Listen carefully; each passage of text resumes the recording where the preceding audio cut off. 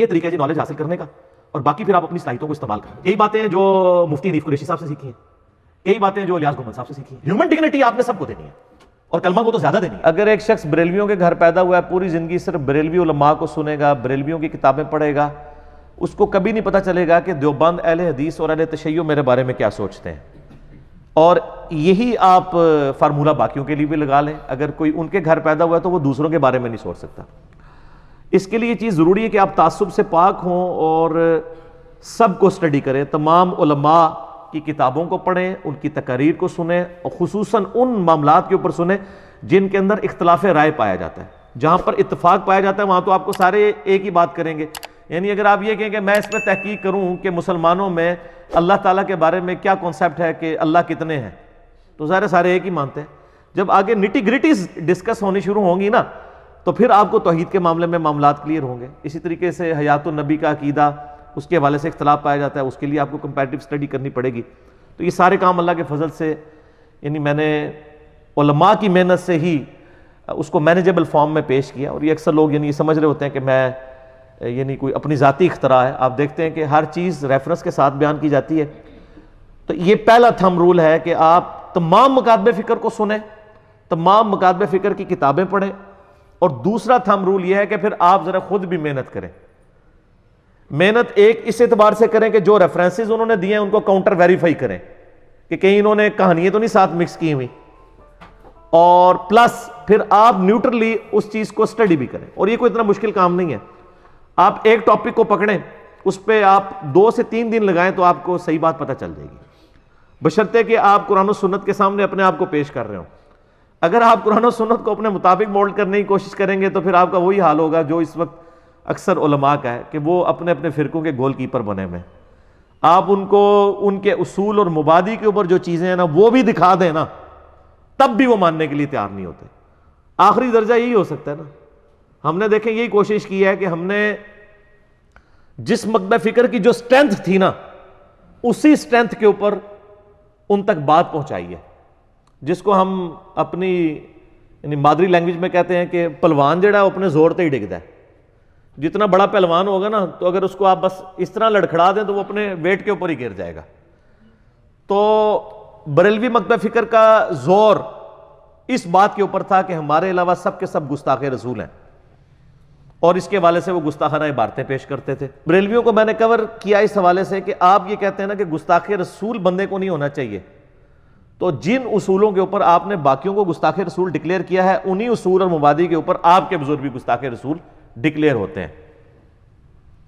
اب اس کو تو کوئی ڈینائی کر نہیں سکتا. یہی وجہ تھی کہ بریلویوں کی عوام نے بات کو قبول کر لیا، اور بعض علماء نے بھی کیا. لیکن ظاہر ہے اکثر علماء تو ان کا یعنی ایک اپنے فرقے کی حفاظت کے لیے لگے ہوتے ہیں. کوئی بھی گول کیپر جو ہے وہ اپنے پول میں تو فٹ بال نہیں پھینکتا. اب اگلا سٹیپ آ جائیں آپ دیوبند کا. دیوبند کا بریلویوں کے ساتھ جھگڑا یہ ہے، وہ کہتے ہیں ہماری تو فقہ بھی سیم ہے، پیچھے بزرگ بھی سیم ہے. اصل میں یہ بریلوی جو ہے نا یہ قبر پرست ہیں، یہ شرک کرتے ہیں، توحید کے معاملے میں ان کا پرابلم ہے. ہم نے کہا بالکل ٹھیک ہے. کیا کرتے ہیں جی؟ قبروں سے مانگتے ہیں. تو ہم نے پھر ایک ریسرچ پیپر لکھا، قبروں سے فیض کے عقیدے کا تحقیقی جائزہ، جس میں ہم نے علماء دیوبند کے بڑے بڑے علماء جن کے اوپر پوری دیوبندیت کھڑی ہوئی تھی، ان کی وہ تمام واقعات ان کی کتابوں سے نقل کیے جس میں وہ بھی قبروں سے مانگتے رہے. تو اب تو بات ہی کوئی نہیں بچتی. ریسرچ پیپر نمبر 6 اس کی وجہ سے پھر جو ہے نا وہ دیوبند اس طرف اٹریکٹ ہوئے کہ واقعی ہمارے اصول اور مبادی کے اوپر آپ نے ہمیں ایک پوائنٹ آف ویو بیان کر دیا. تیسرا سٹیپ آیا اہل حدیث کا. اہل حدیث کو مان یہ تھا کہ جی ہم تو ہر بات کتاب اللہ، صحیح بخاری، صحیح مسلم سے کرتے ہیں. اور دیکھ لیں آپ ہماری نماز کا طریقہ دیکھ لیں، ہماری نماز کی ٹائمنگز دیکھ لیں، ہر مسئلہ بخاری مسلم سے ثابت ہوتا ہے جو ہماری مین سٹریم کی کتابیں. ہم نے کہا بالکل ٹھیک ہے. ہم نے پھر ایک سٹیپ اور طے کیا کہ صحیح بخاری اور صحیح مسلم میں جو آل امیہ کی بدماشیوں کے اوپر روایتیں تھیں اور اہل بیت کی سپورٹ میں تھیں، وہ ہم نے یعنی ایک خلافت و ملوکیت کے ایشو کو پبلک کے سامنے لے کے آئے کہ بھئی بخاری مسلم نے صرف رفع الیدین کی حدیثیں نقل نہیں کی ہیں، بلکہ انہوں نے تو آل امیہ کو بھی کنڈیم کیا ہے، اور سیدنا علی رضی اللہ تعالیٰ عنہ علیہ السلام اور اہل بیت علیہم السلام اور خلفائے راشدین رضی اللہ عنہم اجمعین علیہم السلام تمام کی سپورٹ کی ہے. تو اس پہ میں نے ریسرچ پیپر نمبر 5B لکھا، جس کی وجہ سے آپ کو پتہ ہے پوری دنیا کے اندر ایک تہلکہ مچ گیا، اور اس پہ میرے پھر ویڈیوز بھی آئیں. تو اس کی وجہ سے اہل حدیث علماء کو تو خاطر خواہ فائدہ نہیں ہوا، لیکن جو ان کی عوام تھی انہوں نے کہا نا، ٹھیک ہے نا. تو اب آگے اہل تشیع کے اوپر چوتھا سٹیپ. اہل تشیع کو یہ اپنی جو ان کی اسٹرینتھ تھی وہ اہل بیت کی محبت، اور انہوں نے یہ راگ الاپنا شروع کیا کہ جی جو آل امیہ تھی ان کے دور کے اندر سیدنا علی پہ سب و شتم ہوتا تھا، تو یہ جو حضرت علی کے ساتھ بغض ہے، دشمنی ہے، یہ تو یعنی اہل سنت کی گھٹی کے اندر پڑی ہوئی ہے. پھر وہ ہمیں کہتے تھے صحیح مسلم میں حدیث ہے 240، علی سے محبت نہیں رکھے گا مگر مؤمن، علی سے بغض نہیں رکھے گا مگر منافق. تو ہم نے کہا جی محبت علی تو الحمدللہ ہمارے اندر کوٹ کوٹ کے بھری ہوئی ہے. یہ بتائیے کہ سیدنا علی سے جن لوگوں نے بغض کا اظہار کیا تو انہوں نے کون سی بدعت جاری کی؟ تو اہل سنت کے تو سفید داڑھیوں والے علماء کو بھی نہیں پتا ہوتا، اور شیعہ کے بچے کو پتا ہوتا ہے کہ آل امیہ کے دور میں صلح حسن سے لے کر عمر بن عبدالعزیز کا دور خلافت سٹارٹ ہونے تک یہ جو ملوکیت کے 60 سال ہیں ممبروں پر سیدنا علی پہ سب و شتم ہوتا تھا. بخاری مسلم سے میں نے 5B میں وہ حدیثیں بھی جمع کی ہیں. تو وہ کہتے ہیں کہ جی یہ تو یعنی آل امیہ کی بدعت ہے. تو ہم کہتے ہیں ٹھیک ہے، پھر آج اس بدعت کے اوپر کون چل رہا ہے؟ سیدنا علی کی سنت تو یہ ہے کہ انہوں نے خوارج جو ان کو کافر بھی کہتے تھے ان کے بارے میں نے روایتیں جمع کی ہیں. المصنف ابن ابی شیبہ سے سیدنا علی کہتے ہیں کہ خوارج نہ تو مشرک ہیں اور نہ یہ کافر ہیں اور نہ یہ منافق ہیں. اب جو مشرک بھی نہ ہو، کافر بھی نہ ہو، منافق بھی نہ ہو تو کیا ہوتا ہے؟ مسلمان. تو خوارج کے جنازے بھی پڑھائے، ان کی عورتوں کو بھی لونڈیاں نہیں بنایا. تو یہ کس کی سنت ہے کہ مخالفین کے ساتھ صلہ رحمی کرنی ہے، اور یہ کس کی بدعت ہے کہ مخالفین پر ممبروں پر سب و شتم کرنا ہے؟ تو انہوں نے کہا آل امیہ کی. تو ہم نے کہا آج پھر بتائیں آل امیہ کی باقیات کون ہے، سنی یا شیعہ؟ سنی تو ممبروں پر کسی پہ بھی لعنت نہیں کر رہے ہیں. یہ اہل تشیع کے ہاں جو رافضی غالی ہیں ان کے ہاں جو ہے وہ صحابہ کرام پر خلفائے ثلاثہ کے اوپر تان کی جاتی ہے.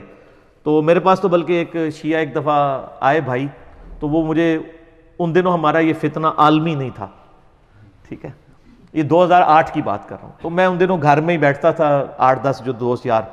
تو ایک دوست پکڑ کے لے آئے، وہ آ کے بیٹھ کے بڑے غور سے میری گفتگو سنتے رہے. وہ تو مجھے نہیں جانتے تھے نا. تو انہوں نے آتے ہی سوال کیا جی بتائیں کہ آپ کو شیعہ سے کیا اختلاف ہے؟ یہ سوال آپ دنیا میں کسی بھی سنی منہج کے آدمی سے کریں تو آپ کو وہ کیا سے کیا جواب دینا شروع کر دے گا. پہلوان کو زور پہ نہیں گرائے گا. میں آپ کو وہ طریقہ سکھا رہا ہوں. میں نے کیا کیا، میں نے کہا جی مجھے آپ سے یہ اختلاف ہے کہ آپ معاویہ کے شیعہ ہو اور میں علی کا شیعہ ہوں. نا ٹھیک ہے. اب اس کے اندر سے یہ آواز آئی کہ نا یہ کیسے ہو گیا، یہ تو سنی تھا، یہ کہہ رہا ہے میں علی کا شیعہ ہوں اور مجھے معاویہ کا شیعہ. اس نے کہا نا میں تو معاویہ کا شیعہ نہیں ہوں.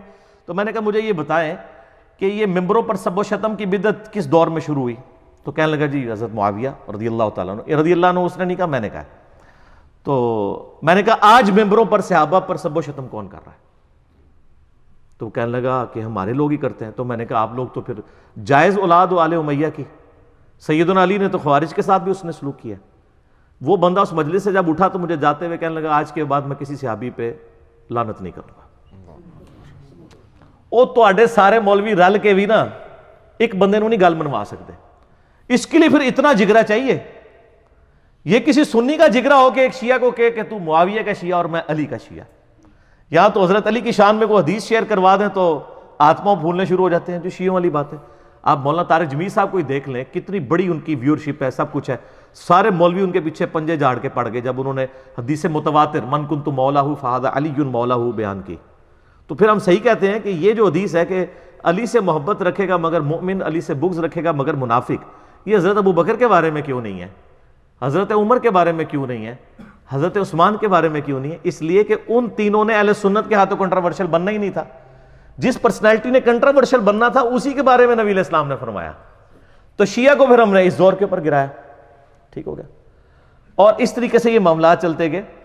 تو یعنی یہ دعوت کا یعنی سٹائل یہ ہونا چاہیے. دعوت کے حوالے سے ہم نے یہ لرن کیا ہے. تو اس میں آپ کمپیریٹیو سٹڈی کریں. آپ دیکھیں کہ ہمارے مخالفین جب بھی ہمارے بارے میں بات کرتے ہیں نا تو ان بیچاروں کو سمجھ نہیں آتی کیا کہیں. ایک ہی کلپ کے اندر وہ کہتے ہیں یہ شیعہ کا ایجنٹ ہے، اور جب استوا علی العرش کا مسئلہ آتا ہے تو وہی مولوی اسی کلپ کے اندر کہتا ہے میں نے تو پہلے کیا سی یہ دیوبندی ہے. یار دنیا میں کوئی ایسا انسان ہو سکتا ہے جو بیک وقت شیعہ بھی ہو اور دیوبندی بھی ہو؟